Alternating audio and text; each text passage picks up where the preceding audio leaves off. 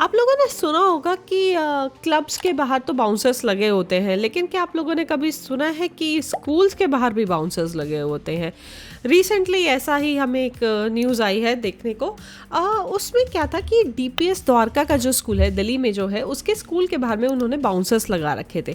और ये बाउंसर्स इसीलिए नहीं लगे हुए थे ताकि वो स्टूडेंट्स की सिक्योरिटी के लिए लगाए गए हों, वो बाउंसर्स इसीलिए लगाए गए थे ताकि जिन बच्चों के पेरेंट्स ने स्कूल की बढ़ी हुई फीस की पेमेंट नहीं की है, उन बच्चों को बाहर निकाला जाए और जिन्होंने पे की है उन्हें सिर्फ अंदर स्कूल में जाने दिया जाए।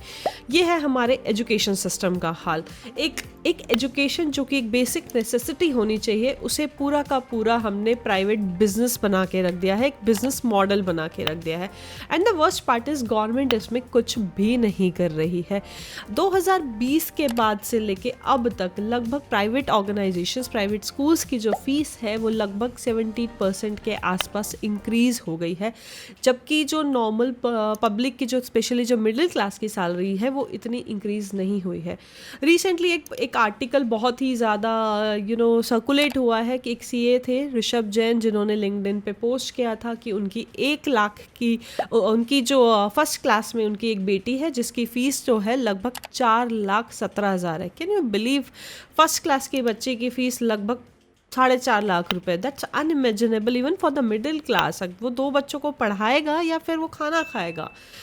एंड ये जो पूरा माफिया है ये अपने स्कूल्स को चलाता है on the form of non profit charitable trust. Yes, उन्हें बेसिकली इसके ऊपर इतना ज़्यादा टैक्सेशन भी नहीं देना पड़ता है क्योंकि वो लोग दिखाते हैं कि they are doing a charity out of it. और ये सारी फीस जो है वो लोग नॉर्मल पब्लिक से लेते हैं on the basis of management fees, consulting fees, cleaning fees, इसके नाम पे। एंड ये जितने भी इन लोगों ने डिपार्टमेंट्स बना रखे होते हैं वो सारे डिपार्टमेंट्स जो होते हैं वो या तो हमारे सो कॉल्ड पॉलिटिशियंस चला रहे होते हैं, उनके ऑनर्स होते हैं, या फिर ये बिजनेस ऑनर्स खुद ही होते हैं।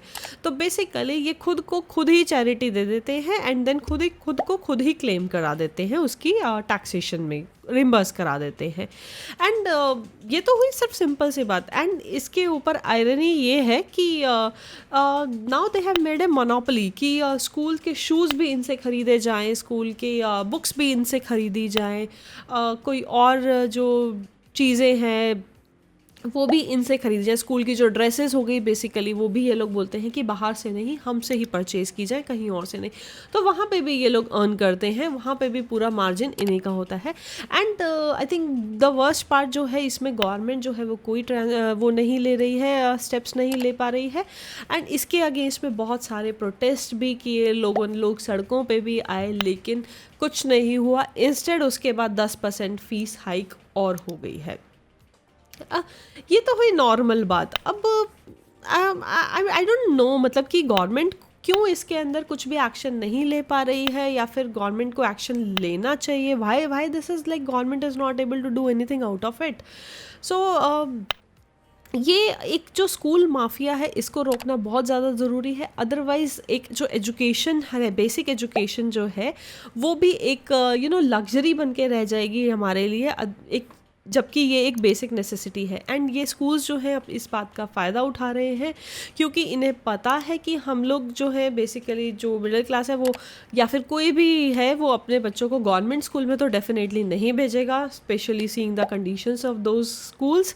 एंड इसीलिए उन्हें उनके पास कोई ऑप्शन नहीं बचता है, उन्हें प्राइवेट स्कूल्स में भेजना ही पड़ता है अपने बच्चों को, एंड इनके माफिया के बीच में उनको जुड़ना ही पड़ता है।